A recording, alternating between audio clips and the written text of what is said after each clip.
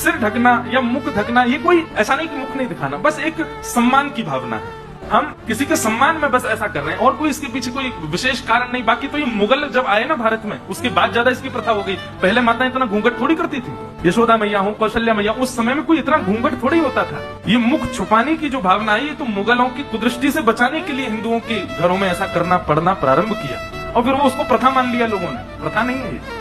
भारत की माताओं के लिए ऐसी कोई प्रथा नहीं कि मुंह छुपा के ही रहना उनको। और सिर ढकना तो ये तो अब भाई लोग तो हम लोग तो मॉडर्न ज्यादा ही हो गए हैं।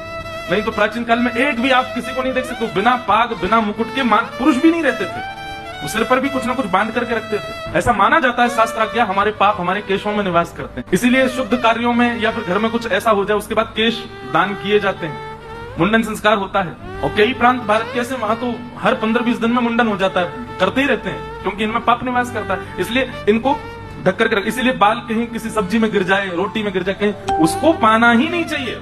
उसको तुरंत कहीं बाहर करो, किसी जीव जंतु को खवाए दो, स्वयं नहीं पाना है उसको, क्योंकि उसमें पाप निवास करता है। इसलिए प्राचीन काल में ढक करके बांध करके रखते थे कि ये कहीं ज्यादा गिरे ना। किसी के अब केश गिर गए, आपने उस पर पैर रख दिया तो जिसके केश उसके पाप आप कहाँ जाएंगे। चलो कल से तुम भी और मैं भी दोनों पाग पहने हैं। इसलिए सिर ढकने की प्रथा हमारे शास्त्रों में है। भाइयों के लिए भी है, माताओं के लिए नहीं अकेले। पर माताएं बेचारी अभी भी पालन करते, भाई तो कुछ पालन करते नहीं।